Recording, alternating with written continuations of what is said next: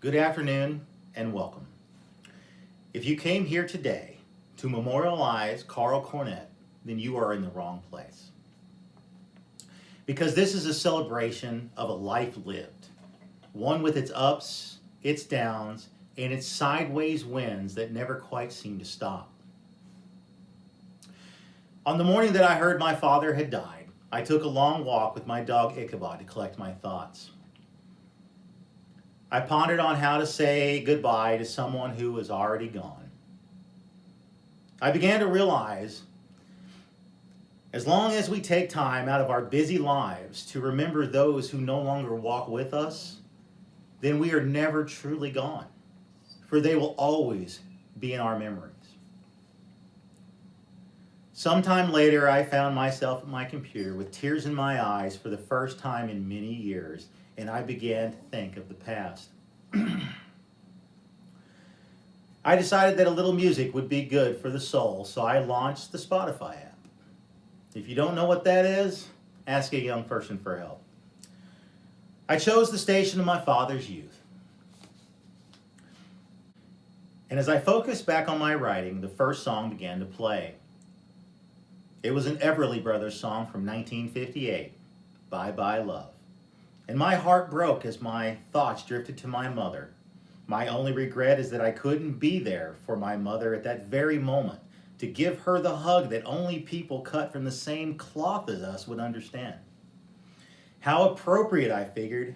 Even Spotify knows that my father has passed.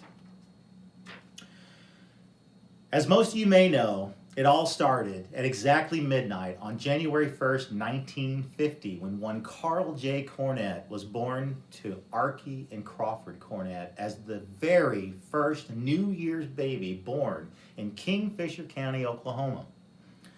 This monumental achievement would be celebrated with midnight phone calls wishing a happy birthday for many, many years thereafter. Being the third child of an eventual 7 children, Dad would grow up in Oklahoma like so many other poor kids would, running wild in the woods, learning to fish and hunt, going to work at a young age to help the family survive. You know, this reminds me of a story my father used to tell us boys when we were young. It goes something like this. Brenda was babysitting the brothers and sisters one night when a drifter decided to take up residence in the barn. I don't remember all the details, but the gist is they were scared and wanted to run the drifter off. Dad would recount taking careful aim from 50 yards away or so with his .22 caliber rifle, getting a bead on the drifter's cigarette cherry. As the drifter took a drag, his cigarette burned bright, and then the cool night air cracked with the sound of the firing bullet. The cherry on that cigarette exploded, and let's be honest, that drifter shit his pants running as fast as he could from that barn. Now, the reason this story from my father's childhood sticks in my mind was because I can remember from my own childhood calling bullshit with my brothers about his shooting abilities. No way, we would say, that only happens in the movies. Hell, he was blind in one eye after all, and it's not like my father hasn't been known to stretch a story or two, but deep down, there's truth behind all of his stories, a small amount somewhere. In one particular, this one at least, he knew he could prove and proceeded to take us boys to school. Getting the very same .22 caliber rifle from that fateful day and pacing off about 50 yards from a cottonwood tree in our yard, Dad took aim on a matchstick he had tied to a branch on the tree. It only took 2 shots to split that matchstick with wind and all. Silenced in awe, we stood admiring our father's ability to shoot 25 years after his faithful shot that soiled the pants of some poor soul just looking for a dry place to sleep. So where was I? Oh, I remember. It was the summer of 1968 in Chandler, Oklahoma. It was a storybook moment right out of the pages of The Outsiders. One Carl the Greaser Cornett meets the love of his life, one Joy the Soch Miller. If you have never read The Outsiders or seen the movie, you should. It is a fictional story of a group of young Oklahoma teens in 1965, written by S.E. Hinton. Sorry, getting off track a little bit. If you are to believe the tale, it goes something like this. They met outside the Tasty Freeze. Okay, it's time for a little truth. I don't really know where they met. It's not really that important to the story. Anyway, Dad asked Mom to a drive-in movie. Those of you too young to understand that term can Google it later. That, I know, happened. Dad being so cute and all dangerous looking to boot, she of course would say yes. During the movie and not wanting to disappoint the bad boy image, Dad made his move. You know, like the song says, the movie wasn't so hot, it didn't have much of a plot, so what are teenagers to do? Well, button 1 on the blouse was down, and then 2, then came the stop. I'm not that type of girl, my mother would interrupt, saying at this point from the story. Now for the first time, Dad could truly understand what Chuck Berry was singing about in No Particular Place to Go. In a showing of true chivalry, button 1 and button 2 were done back up. And I, without ever knowing it, was instilled with the knowledge of to honor and respect women.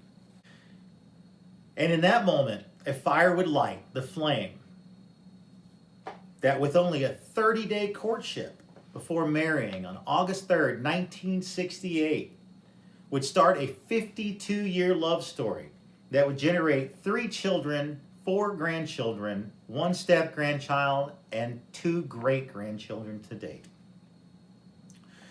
Dad was not accepted by the Miller family at first. Looking down upon him as poor white trash and not good enough for their daughter, my grandmother offered a blank check to my mother to leave him. Knowing true love, my mother tore up that check and married Dad anyway. Musing years later how she should have kept that check and eloped. Just 9 months later came baby number 1. Little time would pass before baby number 2 joined the family. And baby 3 would follow 5 years later, but it would be many years after that before the Millers would accept Carl Cornett.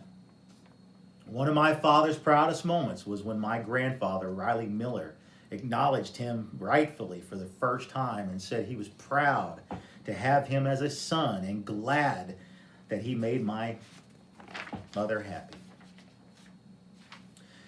The years would pass, the kids would grow, and the jobs would come and go, but for a 10th grade dropout, Dad would always find a way forward. Never without a job for long, Dad always made sure our birthdays and Christmases were special. Even if we had to eat beans and cornbread 6 nights a week. There is a reason this is not a memorial, but a celebration. It is because when you sit back and think of the times you and Carl shared together, they are not sad but happy memories that make you smile and laugh. They take you back to a time where you were alive and joyful, and in that sense, Dad will never be gone.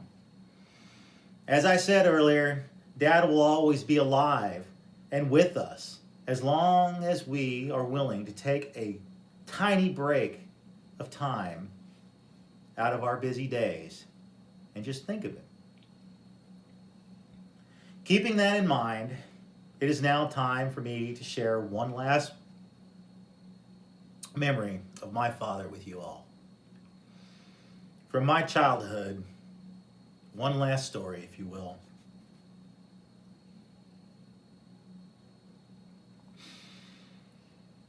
It's 1988, or somewhere around there, and my cousin Bobby and I find some old fishing lures and decide to go see what we can catch in the ponds behind the house where we lived at the time.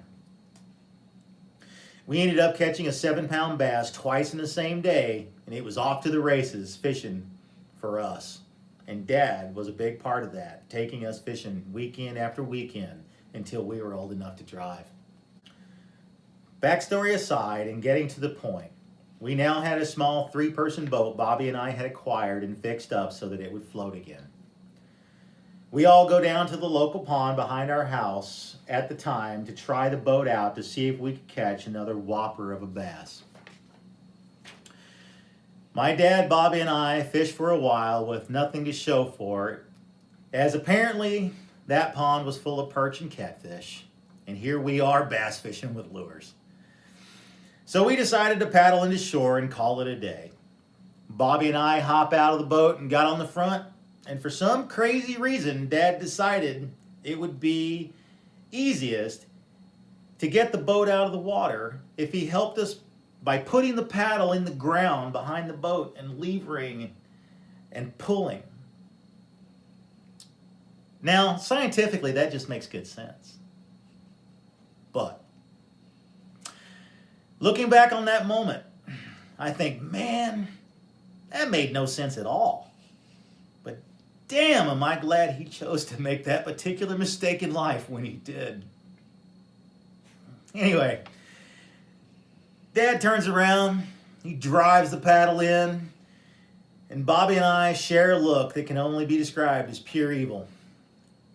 And I quietly say, should we? He shakes his head no, but luckily, that little devil on his shoulder won the war, and he finally agreed with me. We reached down and we grabbed the front of that boat, and we pulled as hard as our young arms could.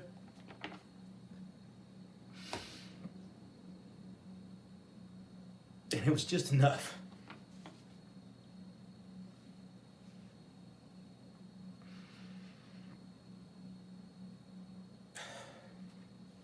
With eyes as big as a cartoon character, Dad spun around to see the results of our pull as he stumbled backwards with nowhere to go but in the water. Splash! My father was under. Now, if you're not currently crying tears of joy imagining that image in your mind, well, you should be, because it was the funniest thing I had ever seen at that point in my life, and I buckled over to the ground laughing. Now, Bobby, that was another story. Yeah. Now, Bobby had noticed something I hadn't, and he began to run like a bat out of hell, and lucky for me, whatever Bobby had started running from focused on the movement like a rabid dog. See, what Bobby had noticed, and I had not, because of breathless laughter, was that Dad had come up from the drink with paddle still in hand, and he looked mad as hell. I continued to laugh as one does when they get started and can't seem to stop no matter what, out of breath, heaving, as Bobby ran the mad out of my dad. As he began to tire, chasing Bobby around that pasture, the paddle came down with his anger. Taking it all in stride, realizing with a cooler head how funny it was, Dad, Bobby, and I sat down on the bank, laughing and enjoying the moment.